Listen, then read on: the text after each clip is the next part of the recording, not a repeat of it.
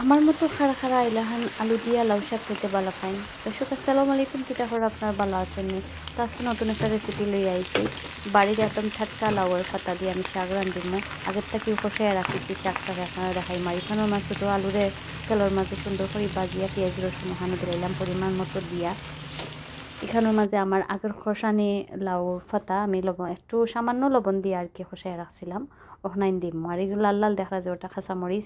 এই ভিডিওটা আমি স্কিপ করে লেছি বলে বলে, যাই হোক আপনারা দিবা খাঁচামরিচ দোকা শুকনা মরিচ দোকা দিবা, তবে এগুলো লাল খাঁচামরিচ আগে। আর ও দোকা আমি লাউ শাকটারে আগেও খসাই রাখছিলাম সামান্য লবণ দিয়া।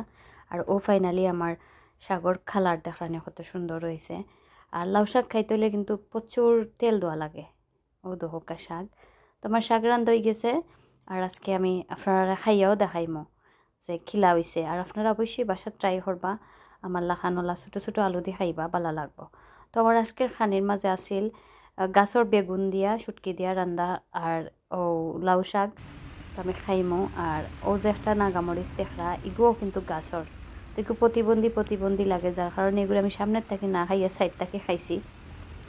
আর আসলে খুবই মজা হয়েছে, এটা খাওয়ার মতো নাই। নিজেরা তো রান্না খাইয়া নিজেও তারিফ করা। আমার যারা আমার তো রান্না খাইছেন তারা তো অবশ্যই জানেন খুব মজা হয় আমার তো রান্না, মাশাল্লাহ। আর আপনারাও বাসাত আমার লাহান ট্রাই করবা, ছোটো ছোটো আলু দিয়া লাউ শাক খাওয়ার চেষ্টা করবা। আর ছোটো আলু না থাকলে উড়ি বিচি আছে মানে শিমর বিচি ওটা দিয়া খাইলে আরও বেশি ভালো লাগে। আর আজকের মতো ভালো থাকবা, সুস্থ থাকবা, রুমান্নার রান্না করার লগে থাকবার। ভালো লাগলে ভিডিওটা লাইক কমেন্ট শেয়ার দিবা।